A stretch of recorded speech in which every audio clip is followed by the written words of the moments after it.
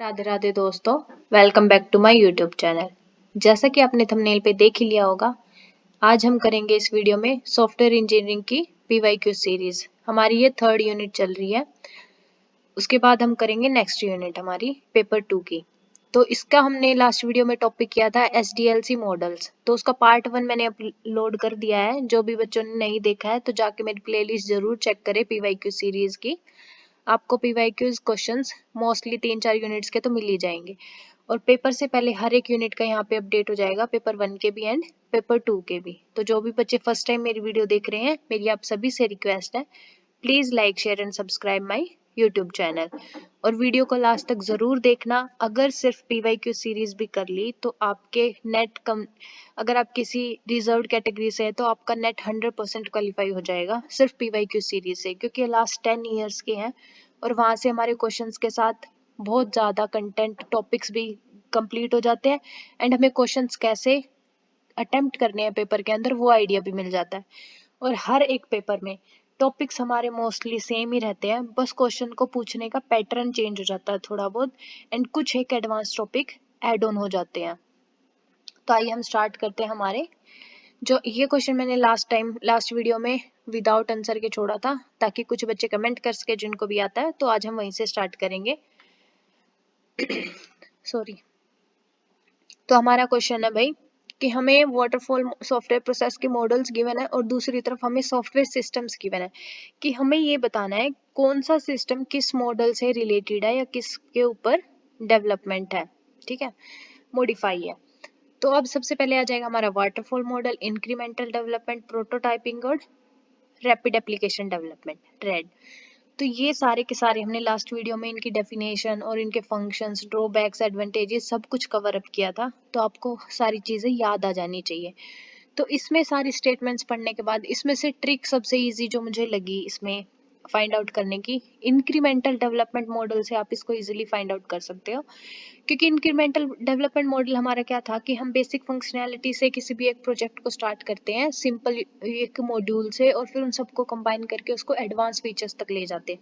तो बी का अगर फर्स्ट आ जाएगा ना, वहां से हमारे सारे के सारे ऑप्शन एलिमिनेट हो जाएंगे, ऑप्शन नंबर डी आ जाएगा हमारा। जो बच्चे कंफ्यूज होते हैं कि हमें सिस्टम सॉफ्टवेयर के किस मॉडल पे काम कर रहा है कौन सा सिस्टम, ये चीजें समझ नहीं आती हैं, तो हम इस तरीके से ऑप्शंस एलिमिनेट करके भी बहुत इजीली सॉल्व कर सकते हैं। तो वाटरफॉल मॉडल हमारा था कि हमसे फॉरवर्ड डायरेक्शन में इस पे काम करते हैं और इसमें एक बार रिक्वायरमेंट एनालिसिस के बाद हम दोबारा उसमें से रिक्वायरमेंट एनालिसिस में चेंजेस या मॉडिफिकेशन नहीं कर सकते। इंक्रीमेंटल डेवलपमेंट मॉडल अभी मैंने बताया। प्रोटोटाइपिंग था कि हम एक रिक्वायरमेंट एनालिसिस के बाद क्विक डिजाइन बनाते हैं, फिर उसका प्रोटोटाइप बिल्ड करते हैं, फिर कस्टमर से उसकी सेटिस्फेक्शन या फिर रिजेक्शन को वेरीफाई करते हैं कि वो उसे एक्सेप्ट करेगा या रिजेक्ट करेगा। अगर उसे फर्दर चेंजेस करवाने हैं तो फिर से उसके अंदर वो चेंजेस करते थे। उसके बाद रैपिड एप्लीकेशन डेवलपमेंट लेटेस्ट में है, इसको अभी अभी हम आगे पढ़ेंगे। तो यहाँ से अगर हमने बी का 1 लगाया तो यहाँ से हमारे सारे के सारे क्वेश्चन सॉल्यूशंस एलिमिनेट हो जाएंगे, हमारा आंसर आ जाएगा डी। तो वाटरफॉल मॉडल हमारा आ जाएगा automate the manual system for student record maintenance in A school. किसी भी स्कूल में हम कोई भी हमारा स्कूल में स्टूडेंट में रिकॉर्ड मेंटेनेंस सॉफ्टवेयर होता है तो उसमें हमारी अटेंडेंस हमेशा फॉरवर्ड डायरेक्शन में होगी, मार्क्स भी एक बार होने के बाद दोबारा नहीं होते, हम उसको एक ही बार अपडेट कर सकते हैं। तो यहाँ से भी अगर हम थोड़ी बेसिक फंक्शनैलिटीज को भी माइंड में रख के अगर क्वेश्चन को सोल्व करेंगे तो इजीली हो जाएगा। एक के फोर्थ से भी हो जाता, हर एक क्वेश्चन का अलग अलग है यहाँ पे तो इजीली सोल्व हो जाता। इंक्रीमेंटल डेवलपमेंट हमारा आ गया कि हम बेसिक फंक्शनैलिटी से स्टार्ट करते हैं किसी भी सॉफ्टवेयर को और फिर हम उसके एडवांस फीचर्स तक क्या करते हैं उसको मूव करते हैं या फिर और ज्यादा ऐड ऑन करते रहते हैं उसके अंदर। उसके बाद आ जाएगा हमारा प्रोटोटाइपिंग। तो प्रोटोटाइपिंग में क्या था कि एक वर्चुअल रियलिटी सिस्टम है हमारा for simulating vehicle navigation in a highway. तो ये हमारा प्रोटोटाइपिंग में आ जाएगा। इसको ये वर्चुअल पे है तो मतलब उसको बार बार क्या करना पड़ेगा, हमें चेंजेस करने पड़ेंगे उसमें। रैपिड एप्लीकेशन डेवलपमेंट में हमारा एक इन्वेंट्री कंट्रोल सिस्टम है जो सुपरमार्केट में ये जल्दी बन जाते हैं कम टाइम में और बहुत अच्छा हमें आउटपुट मिलता है, रिजल्ट मिलता है। तो डी का ऑप्शन आ जाएगा सेकंड। देखो इन मॉडल्स पे हर साल क्वेश्चन आ रहा है बट डिपेंड है कि पैटर्न कैसे, कभी डेफिनेशन पूछी है इसके ऊपर, ठीक है, तो कभी उसके सिस्टम सॉफ्टवेयर का एग्जांपल पूछा है, कभी उनके वो पूछे हैं, सॉरी, कभी इनके स्टेजेस या फेजेस पूछे हैं, जैसे वाटरफॉल मॉडल के हैं या फिर प्रोटोटाइपिंग के, इंक्रीमेंटल का कौन कौन सा कॉम्बिनेशंस होता है, तो टॉपिक हमारे सेम आ रहे हैं, बस उस टॉपिक में से यूजीसी क्या पूछता है वो उसका पैटर्न और अलग है, वो कि वो क्या हमसे क्वेश्चन पुट करेगा, बस इतना ही डिफरेंस है इसमें और कुछ भी नहीं है। उसके बाद आप देखो फिर से हमारा अजाइल प्रोसेस मॉडल आ गया कि match the agile process model with the task perform during the model. अब इसमें फिर से इसने टास्क पूछ लिए हैं, पहले हमने डेफिनेशंस की थी कि हमारा स्क्रम क्या होता है, ठीक है, एक्सट्रीम प्रोग्रामिंग क्या होती है, अब उसने टास्क पूछ लिया, एक तरह से एग्जांपल्स भी बोल सकते हैं हम इसमें क्या काम करते हैं। तो देखो सबसे पहला तो कि स्क्रम का नाम जहाँ पे भी आ जाएगा तो वहाँ पे हमारी क्या होती है, स्प्रिंट बैकलॉग होगी, स्प्रिंट से रिलेटेड कुछ भी काम होगा तो वो किसके अंदर होगा, स्क्रम के अंदर होगा। तो ए का सेकंड आते ही सारे के ऑप्शन क्या हो जाएंगे हमारे, एलिमिनेट हो जाएंगे, ठीक है। उसके बाद था अडेप्टिव सॉफ्टवेयर डेवलपमेंट। तो अडेप्टिव का मतलब होता है कि हमें अडेप्ट करना, अगर कोई भी चेंजेस है, हमें अपडेशन मॉडिफिकेशंस कुछ भी करनी है तो उनको हमें अडेप्ट करना पड़ेगा थ्रू सॉफ्टवेयर डेवलपमेंट के केस में। जो जो कस्टमर्स और क्लाइंट की रिक्वायरमेंट्स होगी उनको हमें अडेप्ट करके चलना होगा और सॉफ्टवेयर को उसके थ्रू काम करना पड़ेगा, उसके हिसाब से काम करना पड़ेगा। तो इसका आएगा, बी का आएगा थर्ड, इसमें एक्शन, रिजल्ट, बाय, फॉर, ये सारी चीजें आ जाएंगी, ठीक है। तो ये हमारा आ जाएगा एडेप्टिव सॉफ्टवेयर डेवलपमेंट। और एक्सट्रीम प्रोग्रामिंग हमारी होती है सीआरसी कार्ड्स के थ्रू, सी का आ जाएगा हमारा 1। एडेप्टिव वाले में टाइम बॉक्स रिलीज प्लान आएगा, ठीक है, वो हमारा फीचर ड्राइवन डेवलपमेंट होता है, एक्शन से रिजल्ट, हम कोई भी एक्शन परफॉर्म कर रहे हैं और हमारा रिजल्ट क्या आएगा, तो डी का थर्ड हो जाएगा हमारा और सी का 1 हो जाएगा। तो ये हमारा इसका आंसर आ जाएगा फर्स्ट। ए और सी से भी निकल गया हमारा और बी वाले से भी निकल गया, बी का फोर्थ आते ही, तो ऑप्शन नंबर 1 आ जाएगा इसका, बाकी सारे क्या हो जाएंगे, एलिमिनेट हो जाएंगे। एक्सट्रीम प्रोग्रामिंग में हम सीआरसी कार्ड्स को का टास्क परफॉर्म करते हैं। फीचर ड्राइवन डेवलपमेंट में हमारा होता है कि हम किस फीचर्स पे काम कर रहे हैं और हर एक फीचर का एक्शन करते हैं, फिर उसके बाद हमें रिजल्ट मिलना चाहिए। बाय मतलब उसके द्वारा, फॉर उसके लिए, टू के लिए, किसी भी ऑब्जेक्ट से रिलेटेड। तो ये सारा का सारा फीचर ड्राइवन डेवलपमेंट में आ जाएगा। और एडेप्टिव सॉफ्टवेयर डेवलपमेंट हमारा टाइम बॉक्स रिलीज प्लान होता है कि हमें टाइम टू टाइम सारी चेंजेस को क्या करना है, एक्सेप्ट करना पड़ेगा, उसको मॉडिफाई करना पड़ेगा कस्टमर्स की रिक्वायरमेंट्स के थ्रू। देखो अब फिर से आ गया 2019 में, 18 में, 20 में, 16 में, 15 में, हर साल आ रहा है CMM, कैपेबिलिटी मैच्योरिटी मॉडल। तो आई होप आपको समझ आ रहा होगा कि सॉफ्टवेयर इंजीनियरिंग के अंदर ना सारे के सारे टॉपिक सेम है, बस उनको पूछने का तरीका बदल जाता है उसका। अब इसमें इसने क्या बोला है कि हमें लिस्ट गिवन है, इनिशियल, रिपीटेबल, डिफाइन और मैनेज्ड। तो अब इसके सामने हमें ऑप्शंस गिवन है, तो इनिशियल का क्या हो जाएगा, एडहोक, क्योंकि इसमें कुछ भी नहीं होता, ठीक है, कोई की प्लान नहीं होता, कुछ भी नहीं होता। तो ए का आ जाएगा हमारा फोर्थ, तो दो ऑप्शन एलिमिनेट हो गए, ए और डी, हमारे पास बचा सिर्फ बी एंड सी। और डिफाइन से हमने क्या किया था अब देखो बी वाला मैं इसलिए नहीं करी क्योंकि बी में हमारे दोनों ऑप्शन सेम है, 3 है, ठीक है। तो डिफाइन का बताया था मैंने, डिफाइन से डेफिनेशन आ जाएगी। सी का अगर सेकंड हो गया तो हमारे सारे ऑप्शन क्या हो जाएंगे, एलिमिनेट हो जाएंगे, तो इसका आंसर आ जाएगा सी, ठीक है। ऐसे भी याद ना हो तो ये तो डायरेक्ट चीज थी याद करने वाली, मैंने बताया भी था कि इनिशियल हमारा एडोब हो जाएगा, ठीक है। रिपीटेबल हम कहाँ पे करते थे कि प्रोजेक्ट की मैनेजमेंट बार बार उसको बार बार रिपीट कर रहे हैं उस चीज को, तो हमारी क्या आ जाएगी, वो प्रोजेक्ट मैनेजमेंट आ जाएगी। उसके बाद मैनेज का मतलब क्या होता है, मेजरमेंट्स को, क्वालिटी और क्वांटिटी हमें क्या करके रखनी है, मेजर करके रखनी है उसकी, तो वो किस में आ जाएगी, मैनेज में आ जाएगी। तो डी का क्या हो गया हमारा 1 हो जाएगा, तो हमारा ऑप्शन आ गया सी। फिर से यहाँ पे है कि हमारा initial manage, defined and quantitatively managed, या फिर यहाँ पे क्या था हमारा, मैनेज था। यहाँ पे रिपीटेबल आएगा, इसमें गड़बड़ हो रखी है उसमें ऑप्शंस में, तो इनको चेंज कर लेना, ठीक है। यहाँ पे सेकंड लेवल पे रिपीटेबल आएगा और वहाँ पे मैनेज आएगा। तो कैपेबिलिटी मैच्योरिटी मॉडल बहुत इंपॉर्टेंट है, हर साल रिपीट हो रहा है, लेटेस्ट वाले में भी आया है, लेकिन अभी लेटेस्ट वाले में सीक्वेंस में आता है, तो इसलिए इसके सीक्वेंस भी याद रखने हैं कि लोअर टू हायर है, हायर टू लोअर है, इंक्रीजिंग या डिक्रीजिंग ऑर्डर में कैसे पूछा है। तो आइए अब हमारा नेक्स्ट क्वेश्चन देखते हैं।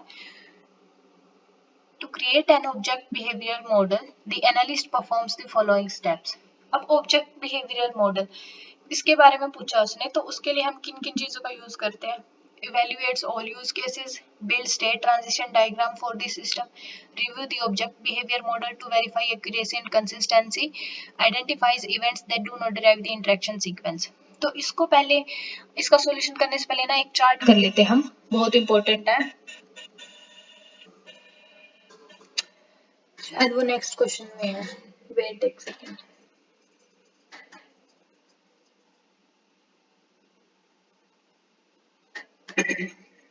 सॉरी,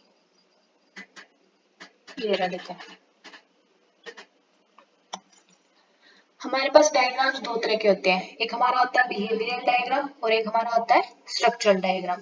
बिहेवियर डायग्राम में हमारे आ जाते हैं activity diagram, integration interaction diagram, state machine diagram and use case diagram. ये हमारे होते हैं बिहेवियर से रिलेटेड कि इनके बिहेवियर कैसा। स्ट्रक्चर डायग्राम में हमारे पास आ जाते हैं class diagram, composite structure diagram, component diagram, deployment diagram, package diagram, profile diagram and object diagram. उसके बाद इंटरेक्शन डायग्राम के आगे हमारे फर्दर होते हैं, पार्ट्स होते हैं communication diagram, interaction overview diagram, sequence diagram and the timing diagram. तो ये क्वेश्चन इसी डायग्राम से रिलेटेड है कि हमारे पास दो तरह के होते हैं बिहेवियर और स्ट्रक्चर डायग्राम। तो इनकी हमें याद होनी चाहिए क्लासिफिकेशंस। एक्टिविटी डायग्राम होते हैं स्टेट मशीन, यूज केस और इंटरेक्शन। इनका सीक्वेंस भी पूछा जाता है डायरेक्ट कि ये बिहेवियर के हैं या फिर स्ट्रक्चर के, डायरेक्ट एग्जांपल्स देखने को मिलते हैं, अभी क्वेश्चंस में भी होंगे। तो इस चीज को जरूर याद कर लेना अच्छे से। ये अभी मैंने इसलिए दिखाया है क्योंकि उसमें हमसे ऑब्जेक्ट ओरिएंटेड बिहेवियर डायग्राम के बारे में ही पूछा, तो एटलीस्ट उसके एक बार हमें पार्ट्स या सब डिवाइड्स का आगे पता होना चाहिए कि कौन कौन से इसके टाइप्स होते हैं। तो आइए हम हमारे क्वेश्चन पे चलते हैं फिर से। कौन सा क्वेश्चन था?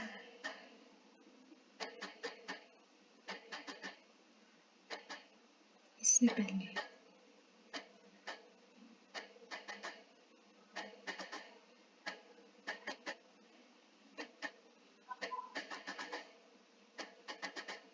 ये देखो, अब देखो इसमें पूछा है कि हमें बिहेवियर मॉडल के बारे में बताना है, ठीक है।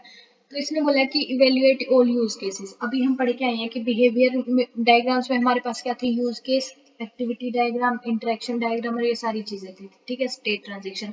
तो यूज केसेस को इवेल्युएट करता है, तो ये तो बिल्कुल सही बात लिखी है उसने। उसके बाद मतलब सही स्टेप है। उसके बाद build state transition diagram for the system, transition diagram भी वो बनाता है सिस्टम के लिए, ये भी बिल्कुल सही लिखा है। लेकिन इसमें बोला है कि reviews the object behavior model to verify accuracy and consistency. तो इसके अंदर रिव्यू भी करते हैं हम कि ऑब्जेक्ट बिहेवियर का मॉडल कैसा, उस चीज को वेरीफाई करने के लिए इसकी एक्यूरेसी और कंसिस्टेंसी चेक करनी जरूरी होती है। लेकिन अब इसने बोला कि identifies events that do not derive the interaction sequence. तो इंटरेक्शन सीक्वेंस नहीं होता इसके अंदर। तो अभी अभी हमने देखा कि बिहेवियर मॉडल का पार्ट कौन सा है, इंटरेक्शन डायग्राम भी आता है, तो इसलिए हम उसको यहाँ से एलिमिनेट कर देंगे। तो जैसे ही हमने डी को एलिमिनेट किया,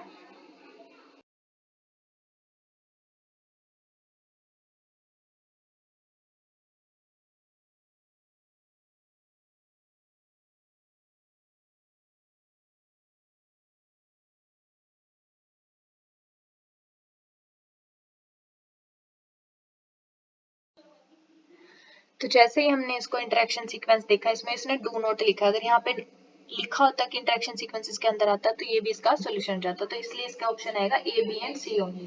तो आई होप आपको समझ आ गया कि मैंने वो डायग्राम क्यों दिखाया है, क्योंकि बिहेवियर मॉडल के अंदर कौन कौन सी चीजें आती है वो बहुत ज्यादा जरूरी था जानना, और बाकी सारी बची चीजें इसके अंदर आ जाती है क्लास डायग्राम, स्ट्रक्चर डायग्राम के अंदर आ जाती है। तो यही था मेन मोटिव हमारा। तो इसका ऑप्शन आ जाएगा ए, बी एंड सी। तो हमारा सोल्यूशन हो जाएगा ए। देखो इसके अंदर इसकी एक्सप्लेनेशन है, ये सारी चीजें यही हैं जो मैंने अभी बताई है। तो इसको याद रख लेना कि बिहेवियर और स्ट्रक्चर हमारा कौन कौन सा आता है। आगे हम फिर से करेंगे उसको, तो हमारा रिवाइज हो जाएगा। और आप सभी से रिक्वेस्ट है मेरी, अगर आपको मेरा कंटेंट पसंद आ रहा है तो प्लीज चैनल को लाइक, शेयर एंड सब्सक्राइब जरूर करें।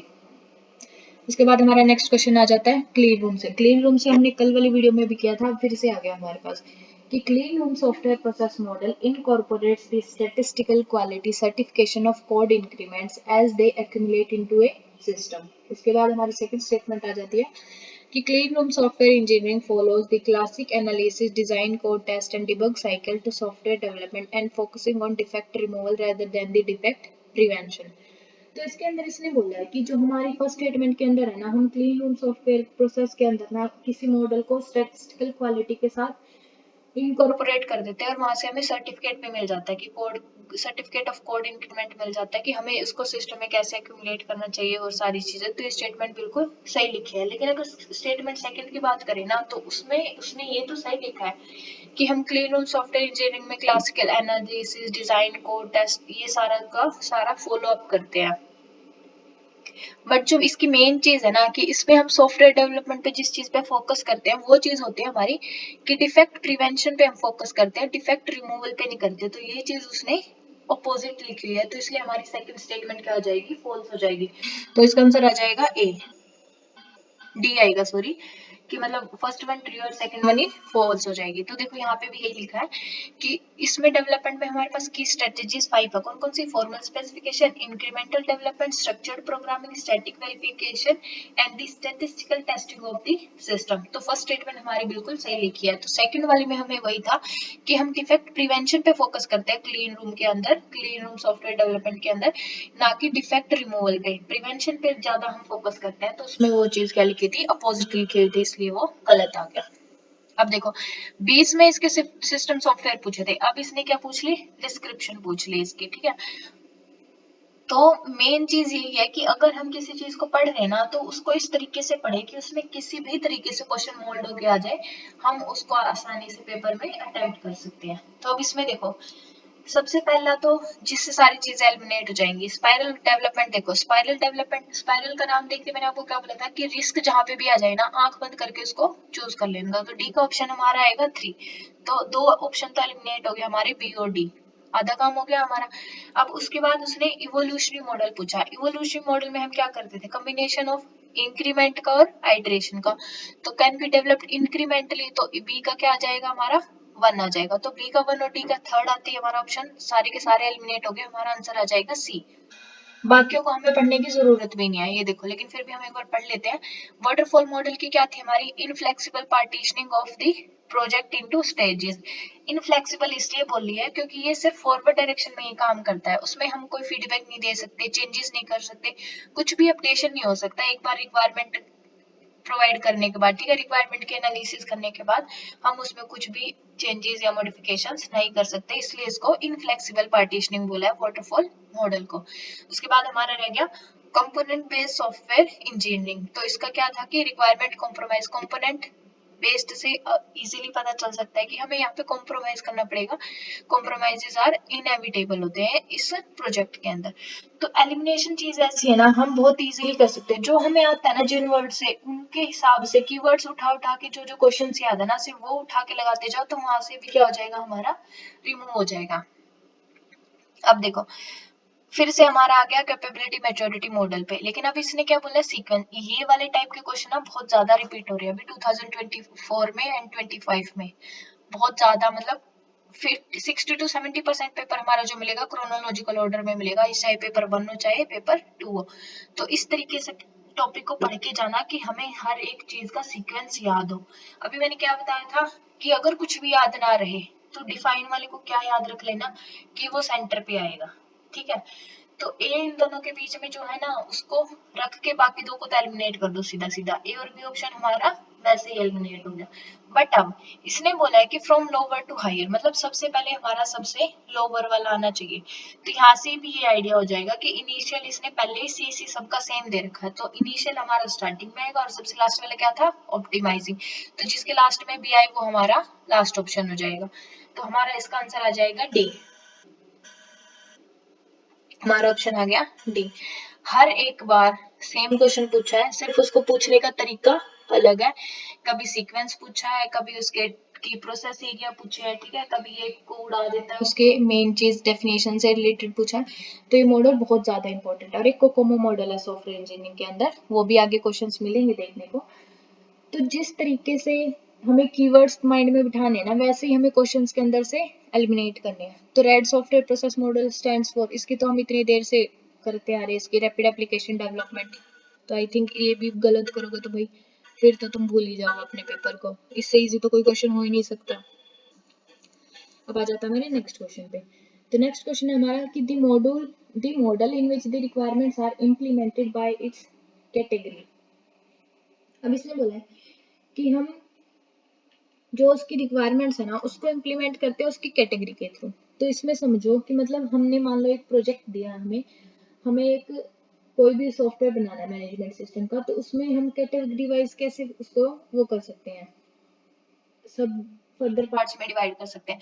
तो अगर हम हर एक कैटेगरी से रिलेटेड अलग अलग मॉड्यूल बनाएंगे, लाइक फूड से रिलेटेड बना लो, तो अगर हम फूड में क्या क्या ऐड कर सकते हैं, वेजिटेबल्स, फ्रूट्स, कुछ भी ऐड हो सकता है ना, तो वो अलग अलग कैटेगरी को स्पेसिफाई करेंगे तो उनके अलग अलग मॉड्यूल को डिवाइड कर सकते हैं। तो ऐसा काम हम किस में करते थे, इंक्रीमेंटल मॉडल में, कि हम अलग अलग उस पे आइटरेशन पे या फिर मॉड्यूल पे काम करते हैं, फिर सबसे लास्ट में उसको क्या कर देते हैं, कंबाइन कर देते हैं। तो और ये किसका फर्दर पार्ट है या फिर किस में डिफाइन करते हैं हम, इवैल्यूएशनरी डेवलपमेंट मॉडल में। तो क्वेश्चन को वो कैसे भी पूछ सकता है लेकिन आंसर हमारा सामने ही है, बस हमें थोड़ा अपने माइंड को ओपन करके अच्छे से सोचना है कि हमने इसके अंदर क्या क्या पढ़ा था। अब ऐसे नहीं याद आ रहा तो एलिमिनेट करके देख लो। वाटरफॉल मॉडल में हम कैटेगरी के हिसाब से कुछ कर सकते हैं, नहीं कर सकते। इसमें तो हम सिर्फ एक ही डायरेक्शन पे आएंगे, सारी की सारी रिक्वायरमेंट्स गैदर करने के बाद हमें जो भी इंफॉर्मेशन मिली हम सिर्फ उसी पे काम कर सकते हैं, इसमें तो कुछ चेंजेस भी नहीं कर सकती। ठीक है, उसके बाद था हमारा प्रोटोटाइपिंग मॉडल। तो प्रोटोटाइपिंग मॉडल में तो कैटेगरी है ही नहीं, इसमें हमें क्विक डिजाइन तैयार कर देते हैं किसी भी प्रोजेक्ट का, जो हमें रिक्वायरमेंट्स गिवन होती है किससे, हमारे क्लाइंट से या फिर कस्टमर से। तो ये भी यहाँ पे एलिमिनेट हो गया। अब आइटरेटिव एनहेंसमेंट में क्या था, आइटरेटिव एनहेंसमेंट होता है कि हम मल्टीपल टाइम्स उसके आइटरेशंस परफॉर्म करते जा रहे हैं जब तक हमें हमारा रिजल्ट नहीं मिल जाएगा। जैसे हम फोर लूप चलाते हैं, तो फोर लूप में हम 10 तक, मान लो हमें I less than is equal to 10, 0, 1 ऐसे हम कुछ भी लगा देते हैं, तो उसमें हम कंडीशंस डालते हैं कि हमें आई की आइटरेशन तब तक परफॉर्म करनी है जब तक आई की वैल्यू 0 से लेके 10 के बीच में रहे या फिर उसके इक्वल टू लेस देन, वो डिपेंड करता है कि कैसे लगा रहे हैं, तो तब तक उसकी आइटरेशन चलती रहेंगी। तो इनको अगर एलिमिनेट करके हमें कोई भी टॉपिक हम देखेंगे तो उसका हमें पूरा का पूरा कंसेप्ट हमारे माइंड में आ जाना चाहिए कि इससे रिलेटेड हमने क्या क्या पढ़ा हुआ है, तो हम बहुत इजीली क्वेश्चन को अटेम्प्ट कर सकते हैं। उसके बाद आ जाता है हमारा नेक्स्ट क्वेश्चन। तो इसमें अब देखो फिर से आ गया, how do you create agile processes to manage unpredictability. मतलब अजाइल के अंदर हम अनप्रिडिक्टेबिलिटी को कैसे मैनेज करते हैं, कैसे उसको फाइंड आउट करेंगे। तो इसमें फर्स्ट है, requirements gathering must be conducted very carefully. Second, a risk analysis must be conducted before planning take place. Software increments must be delivered in short time periods. Software processes must not adapt to changes incrementally. तो इसमें इसने बोला है कि हमें agile processes को ना manage करने के लिए कौन कौन सी अनप्रिडिक्टेबिलिटी हो सकती है। तो इसमें आएगा कि software increments must be delivered in short time periods, कि सॉफ्टवेयर के इंक्रीमेंट्स हम इतने कम से कम टाइम में डिलीवर नहीं कर सकते। ये बहुत ही ज्यादा वो होता है कि एक लंबे टाइम का, तो हर एक प्रोजेक्ट वो होता है टाइम कंज्यूमिंग होता है। तो हम एक मॉड्यूल पे काम कर रहे हैं तो एक पूरे प्रोजेक्ट करने में बहुत टाइम लगेगा। तो इसलिए इसका ऑप्शन हो जाएगा सी, कि हम इंक्रीमेंट्स बहुत जल्दी जल्दी नहीं कर सकते एक छोटे से टाइम पीरियड के अंदर, बिल्कुल कम हमें जो गिवन होता है। तो इसलिए हमारा ऑप्शन आ जाएगा सी। बाकी हम रिक्वायरमेंट गैदरिंग कर सकते हैं बहुत अच्छे से, रिस्क एनालिसिस भी कर सकते हैं before planning take place. Software process must not adopt to change incrementally, incrementally में नहीं करेंगे। तो ये चीजें हमारी आ जाएंगी एजाइल प्रोसेस के अंदर। उसके बाद आ जाएगा हमारा नेक्स्ट क्वेश्चन। तो नेक्स्ट क्वेश्चन अब देखो, फिर अब क्रोनोलॉजिकल 2023 4 एंड 5 में बहुत ज्यादा रिपीट हो रहे हैं जो हमारी यही चीज होती है। तो इसने बोला prototyping model has the sequence. तो प्रोटोटाइपिंग मॉडल का अगर किसी ने डायग्राम भी देख लिया था ना अच्छे से, तब भी ये क्वेश्चन इजीली कर सकता है। फर्स्ट है इसमें customer evaluation, quick design, requirements, implement और डिजाइन। तो यहाँ से सिर्फ अगर दो क्वेश्चन, दो सेक्शन भी या दो फेजेस भी हमें याद है ना, हम इजीली इसको एलिमिनेट कर सकते हैं सारे ऑप्शंस को। तो सबसे पहले हम प्रोटोटाइपिंग में क्या करते हैं, रिक्वायरमेंट्स, कोई भी मॉडल हो, सिर्फ प्रोटोटाइपिंग नहीं, वाटरफॉल मॉडल हो, प्रोटोटाइपिंग हो, इटरेटिव, रिक्वायरमेंट के अलावा बिना तो हम कोई काम कर ही नहीं सकते। ठीक है, तो दो ऑप्शन तो सीधे सीधे एलिमिनेट हो गए, बी और ई। सबसे पहले हमें उसकी रिक्वायरमेंट्स नहीं पता होंगी तो हम उस पर काम कैसे करेंगे। तो फर्स्ट हमारा आ जाएगा रिक्वायरमेंट्स। रिक्वायरमेंट्स के बाद हम प्रोटोटाइपिंग में क्या करते हैं, एक क्विक डिजाइन क्रिएट करते हैं। तो सी के बाद हमारा क्या आएगा, बी। जैसे हमें ये पता चला हमारे सारे के सारे ऑप्शन क्या हो जाएंगे, एलिमिनेट हो जाएंगे। तो हमारा आंसर आ जाएगा 3। सबसे पहले रिक्वायरमेंट्स होगी, फिर क्विक डिजाइन होएगा, उसके बाद हम इम्प्लीमेंट, उसके बाद हमारी कस्टमर इवेल्युएशन होगी, ये ऑप्शन एक इसमें गलत दे रखा है शायद। आप इम्प्लीमेंट करेंगे, सॉरी, प्रोटोटाइप को बिल्ड करेंगे, फिर कस्टमर की वैल्यूएशन होगी, उसके बाद उसने एक्सेप्ट किया तभी हम उसको डिजाइन करना स्टार्ट करेंगे। तो हमारा आंसर आ जाएगा 3 आ जाएगा, ऑप्शन नंबर सी। उसके बाद आ जाता है हमारा नेक्स्ट क्वेश्चन। अब देखो ये फिर से भी क्रोनोलॉजिकल ऑर्डर में, the steps for analysis and design of object oriented system. तो ऑब्जेक्ट ओरिएंटेड सिस्टम का डिजाइन और एनालिसिस हम कौन कौन से स्टेप्स के साथ करते हैं? Draw interaction diagrams, draw state chart and object diagram, draw use case and activity diagram, draw component and deployment diagram and draw class diagram. तो सबसे पहले हम क्या डायग्राम ड्रॉ करते हैं इसके अंदर, analysis and design of object oriented के अंदर? तो इसमें सबसे पहले हम क्या करेंगे, अभी हम ऑब्जेक्ट ओरिएंटेड बिहेवियर वाला पढ़ के आए थे, ठीक है? तो सबसे पहले हम किसी भी चीज का एक्टिविटी या फिर यूज केस डायग्राम ड्रॉ करते हैं, और इसमें अगर हमें फर्स्ट भी पता तो तभी हो जाएगा, अगर हमें लास्ट ऑप्शन भी पता तब हमें दो में से एलिमिनेट करना पड़ता, कि डिप्लॉयमेंट और जो मेंटेनेंस होती है ना वो सबसे लास्ट में होते हैं किसी भी सिस्टम या प्रोजेक्ट के अंदर। तो डी वाला ऑप्शन हमारा लास्ट होना चाहिए, दो एलिमिनेट हो गए, और फर्स्ट हमारा सी होएगा तो फोर्थ ऑप्शन आ जाएगा हमारा। सबसे पहले हम use case and activity diagram बनाएंगे, उसके बाद इंटरेक्शन डायग्राम्स ड्रॉ करते हैं, फिर क्लास डायग्राम होते हैं, फिर state chart and object diagram बनाते हैं, और सबसे लास्ट में कंपोनेंट एंड डिप्लॉयमेंट होता है। तो ये देखो यहाँ पे सेम है हमारा बिहेवियर डायग्राम और स्ट्रक्चर डायग्राम जो अभी अभी हम पढ़ के गए थे, कि सबसे पहले यूज केस डायग्राम बनेंगे, यूज केस या फिर एक्टिविटी डायग्राम, उसके बाद हमारा नेक्स्ट लेवल होता है किसका, सॉरी, कंपोनेंट उसका, इंटरेक्शन डायग्राम्स का, देन हमारा state chart and class diagram, state chart and object, और सबसे लास्ट में हमारा कंपोनेंट एंड डिप्लॉयमेंट डायग्राम। इनका डिफरेंस भी याद रखना, बिहेवियर डायग्राम और स्ट्रक्चर डायग्राम अलग अलग से आते हैं, इनके ऊपर क्वेश्चंस पूछा जाता है कि ये स्ट्रक्चर डायग्राम का पार्ट है या फिर बिहेवियर का। तो अभी इनमें से फाइंड आउट करके हमें एलिमिनेट करके क्वेश्चंस हमारे गलत निकल के आने इन टॉपिक्स में से जो हमने अभी कवर अप कर रहे हैं हम इन लोगों इनमें से। उसके बाद आ जाएगा हमारा नेक्स्ट क्वेश्चन। इसमें हमें दो स्टेटमेंट्स गिवन है। फर्स्ट स्टेटमेंट हमारे, in reuse oriented model modification of the old system parts appropriate to the new requirements. तो ये इसने सही लिखी है बिल्कुल, क्योंकि हम रीयूज ओरिएंटेशन मॉडल का मतलब ही क्या है कि हम पुराने सिस्टम में नई अपडेशंस, मॉडिफिकेशंस और चेंजेस करने के साथ साथ हम उस सॉफ्टवेयर को क्या कर सकते हैं, अपने तरीके से यूज कर सकते हैं, नई रिक्वायरमेंट्स के साथ लेटेस्ट टेक्नोलॉजीज को यूज करते हैं हम अपने पुराने सिस्टम्स में। सेकंड में लिखा है इसने कि in reuse oriented model integration of the modified parts are not possible. अब देखो इन दोनों में से कोई एक सही हो सकती है, तो फर्स्ट वाली सही है तो सेकंड वाली तो बिल्कुल गलत हो जाएगी, क्योंकि अगर जब हम पुराने वाले में, पुराने जो प्रोजेक्ट या फिर सॉफ्टवेयर सिस्टम है हमारे पास, उनमें अगर हम मॉडिफिकेशन ही नहीं कर सकते, पॉसिबल ही नहीं है नए सिस्टम्स के अंदर, तो हम उस पर काम कैसे करेंगे? हम हर बार थोड़ी नया सिस्टम या प्रोजेक्ट लेके आएंगे। तो ये हमारा ऑप्शन गलत हो जाएगा। तो फर्स्ट स्टेटमेंट इसकी ट्रू है, करेक्ट है, सेकंड इनकरेक्ट है, इसका ऑप्शन आ जाएगा 3। तो इसमें सारी एक्सप्लेनेशन यही लिखी हुई है कि पुराने को नए उसमें मॉडिफाई और चेंजेस करने के बाद हम लेटेस्ट टेक्नोलॉजी के साथ उसे अपडेट कर लेते हैं, तो इसलिए वो रीयूज ओरिएंटेशन मॉडल बिल्कुल सही लिखा है, लेकिन पॉसिबल नहीं है वो चीज उसमें गलत मेंशन है। उसके बाद आ जाता है हमारा आज का लास्ट क्वेश्चन। तो प्लीज मेरी आप सभी से रिक्वेस्ट है, अगर आपको मेरा कंटेंट पसंद आ रहा है तो like, share and subscribe my YouTube channel. आपका एक लाइक और सब्सक्रिप्शन बहुत ज्यादा इंपॉर्टेंट है, बहुत ज्यादा मोटिवेट भी करता है और कॉन्फिडेंस भी आता है और ज्यादा अच्छी क्वालिटी में कंटेंट बनाने का और अपलोड करने का। उसके बाद हमारा लास्ट क्वेश्चन करते हैं आज का, the selection of spiral model based on characteristics of requirement. अब स्पाइरल मॉडल के कैरेक्टरिस्टिक्स के बारे में पूछा हो और उसमें रिस्क, सबसे पहले तो स्पाइरल मॉडल होता क्या है, बहुत सारे बच्चों को नहीं पता। इसमें हम रिस्क एनालिसिस करते रहते हैं, ठीक है, तो वो हमारा हो जाता है स्पाइरल मॉडल। एक ऐसे जैसे ऐसे बना, स्पाइरल मॉडल एक स्पाइरल की तरह ही बना होता है हमारा, तो ये हमारा सिर्फ रिस्क एनालिसिस से रिलेटेड होता है। बस इतनी चीज भी याद रख लोगे ना, इसका क्वेश्चन कभी गलत नहीं होगा, क्योंकि और किसी भी मॉडल में ना किसी का कॉम्बिनेशन होता है या कुछ भी होता है उसमें रिस्क हमें देखने को नहीं मिलेगा, सिर्फ स्पाइरल मॉडल के अंदर ही हमें एक रिस्क वर्ड देखने को मिलेगा। तो अब उसने बोला कि हमें कैरेक्टरिस्टिक्स ऑफ रिक्वायरमेंट्स बताने हैं स्पाइरल मॉडल के। इसमें फर्स्ट ऑप्शन है, are requirements easily understandable and defined. तो ये क्या इसने सही लिखा है कि उसमें रिक्वायरमेंट्स हम इजीली समझ सकते हैं और उनको डिफाइन कर सकते हैं। उसके बाद है, do we change requirements quite often and can we define requirements early in the cycle.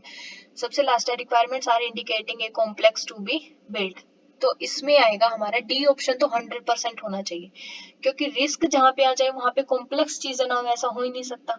तो डी हमारा सिर्फ एक ही ऑप्शन में, और वो किसमें है, थर्ड में। तो यहाँ से तो हमने हर एक ऑप्शन को क्या कर दिया, एलिमिनेट कर दिया। अब इनको समझने की कोशिश करते हैं। तो जब जिस मॉडल में रिस्क पहला ही हमारा नाम है, मतलब पहला ही कीवर्ड हम उससे फाइंड आउट करें कि उसके अंदर रिस्क भरे ही पड़े हैं, तो वो इजी अंडरस्टैंडेबल और डिफाइनेबल कैसे हो सकता है। तो ये तो हमारा वैसे ही एलिमिनेट हो गया, ठीक है।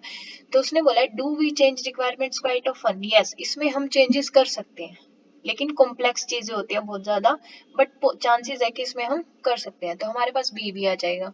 अब दो ऑप्शन तो एलिमिनेट हो गए हमारे, एक तो हो गया हमारा एलिमिनेट, अब बचा है सी। तो उसमें बोला है can we define requirements early in the cycle.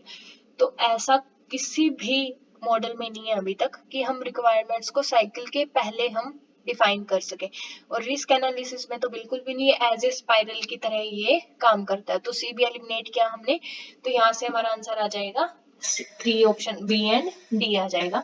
ये देखो यहाँ पे मेंशन भी है।